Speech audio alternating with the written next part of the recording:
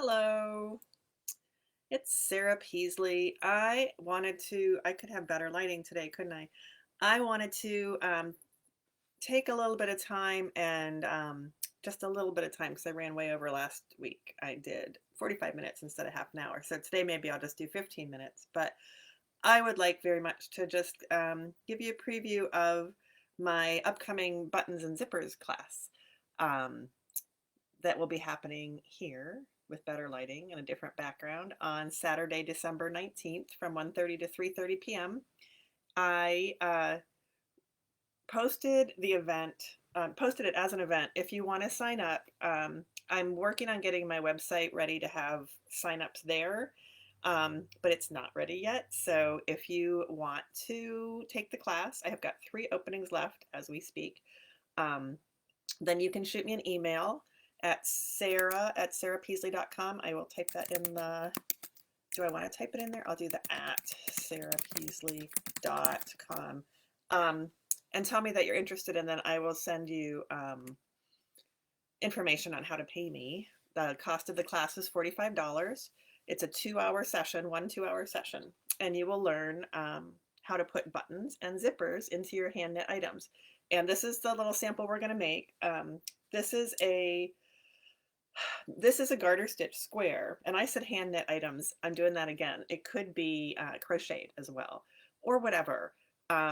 So the homework for the class is to have a little sample made.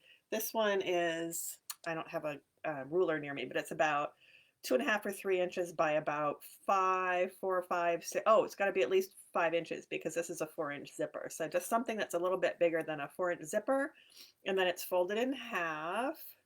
So as long as you want it to be, so that when it folds in half, you can put a zipper in and have a little bag. And then the buttons we're going to put on are just not used, they're decorative on this little bag, but depending on what you're putting them on, they may not be decorative. So they may be functional. And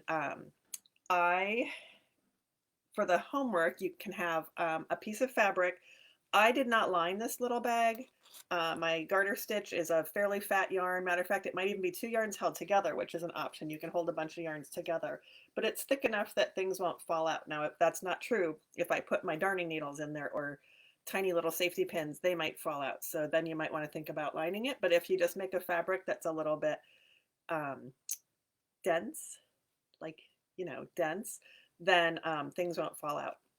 I don't care what the gauge is, how many stitches you have, knitting or crochet stitches, just make it a nice fabric, have fun with it. And then we'll need some things to sew on. That's the whole point of the class. And so I'm rustling in the bag. I didn't make my swatch for my next one yet, but I'm going to, and it will probably be about the same size. Oh, I'll show you what I have in here. It's very exciting. In my secret bag here, I have my earbuds. There you go. And then when I want to put them back, I wind them up on my hand and they go right back in. And then when I can't find them, it's because I put them away. But that's what goes in there. It's a perfect size for business cards. Who has business cards anymore? Because we're not even going anywhere. Credit cards, frequent buyer cards. Anyway, just a little pouch. Jewelry. So this is a 4-inch zipper. I picked an orange one. I don't know. I haven't been to stores like Joann's or I work right next to a fabric shop, and you'd think I would have asked them if they have zippers. I happen to work in a yarn store, and we have 4-inch zippers. So if you're local, you can come pick out a zipper. There's a lot of different colors. They're really cute. They're just little. They're not separating. They are, I don't know what it's called when they're not separating. How about non-separating? And if you're not local, I'm sure we could mail you one. They're, I don't know, cheap. I forget. Not cheap, inexpensive. Look at me. And then you'll want to have, rustle. So we're going to sew on 3 different kinds of buttons. One button is going to have 2 holes in it. So you need to have a button with 2 holes in it. I don't care how big it is. And one button is going to have oh my goodness, 4 holes in it. And the other button isn't going to have any holes in it. It's going to have a shank. So that's the kind that has a little thing behind it. So here's what I'm going to use with my orange zipper. I was in an orange mood. I have a big button with 4 holes. I don't care how big your button is. I also don't care how many buttons you have, but have at least one of each, please. And then I have a 2-hole button. This one has polka dots, extra credit for me. And then this one, oops, which is hard to see. All right, has 0 holes. There we go. And it has the shank. There you go. There's a good picture of the shank on the back. And so there's the part where if you have a button that is not shanked, meaning it's flat on the back, and you sew it onto a garment or whatever you're making, the thickness of the fabric that the button goes through, if the thickness of the fabric the button goes through is thicker than the space behind the button, between the button and the fabric it's sewn onto, then you could get like a puckering, and the edge of the button band may not sit flat. It might kind of scallop a little bit. So one of the things that we'll learn is how to put a pretend shank. Well, it's going to be a real shank when you're done with it. How to add a shank to a button using thread. And I'm going to ask you to bring sewing thread and a sewing needle. You know, like not yarn sewing, but thread sewing. And we can also talk about using thread to sew on the buttons. But because I don't know what kind of yarn you're going to have, what did I just say? We can also talk about using yarn to sew on the buttons. And I don't know what kind of yarn you're going to have. So let's just have some sewing thread and a sewing needle so we're all using the same ingredients while we learn the things. And let's see, the buttons can be decorative, like I think I said, like on the pouch. So I have, oh boy, I feel a sneeze coming on. I have a sweater I'm working on. It's not done. Here it is. And on the side at the bottom, yep, definitely not done. There's a vent. Whoop, whoop. There it is. And on the bottom of the vent, let's see if I can do this with one hand. This side, I'm going to have 3 buttons sewn on there. These are non-functioning buttons because on the other side there is not going to be buttonholes. So this, and there's also a vent on the sleeve. Oh, curly. Here we go.